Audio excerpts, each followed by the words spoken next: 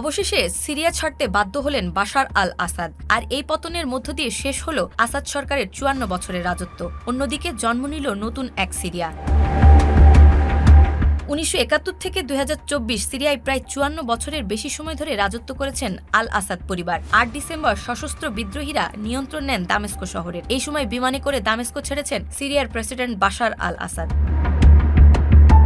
বাবা হাফেজ আল আসাদের কাছ থেকে উত্তরাধিকার সূত্রে ক্ষমতা পেয়েছিলেন সিরিয়ার প্রেসিডেন্ট বাশার আল আসাদ। হাফেজ আল আসাদ ১৯৭১ সাল থেকে ২০০০ সাল পর্যন্ত সিরিয়া শাসন করেছিলেন। এরপর তিনি মৃত্যুবরণ করেন। পিতার মৃত্যুর পর ২০০০ সালের জুলাইয়ে বাশার আল আসাদ বাথ পার্টির নেতা হিসেবে প্রেসিডেন্ট হন। সেই সাথে সামরিক বাহিনীর কমান্ডারও হন তিনি।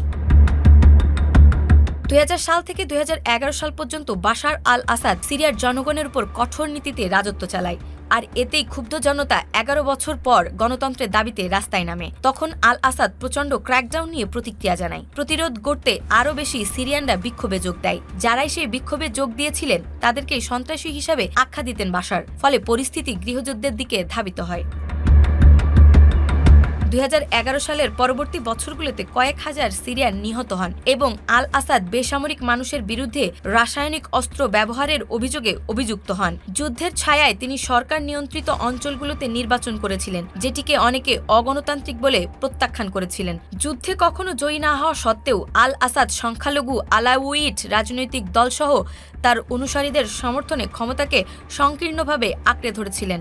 সব মিলিয়ে অবশেষে বিদ্রোহীদের তোপের মুখে ক্ষমতা ছেড়ে পালালেন বাশার আল আসাদ। আর এর মধ্য দিয়েই অবসান ঘটল আসাদ সরকারের। বাশার আল আসাদের পলায়নে বিদ্রোহী বাহিনী সিরিয়াকে মুক্ত ঘোষণা করেছে। তারা জানিয়েছে স্বৈরাচারী প্রেসিডেন্ট বাশার আল আসাদ দেশ ত্যাগ করেছেন। এটি একটি অন্ধকার যুগের সমাপ্তি এবং নতুন যুগের সূচনা।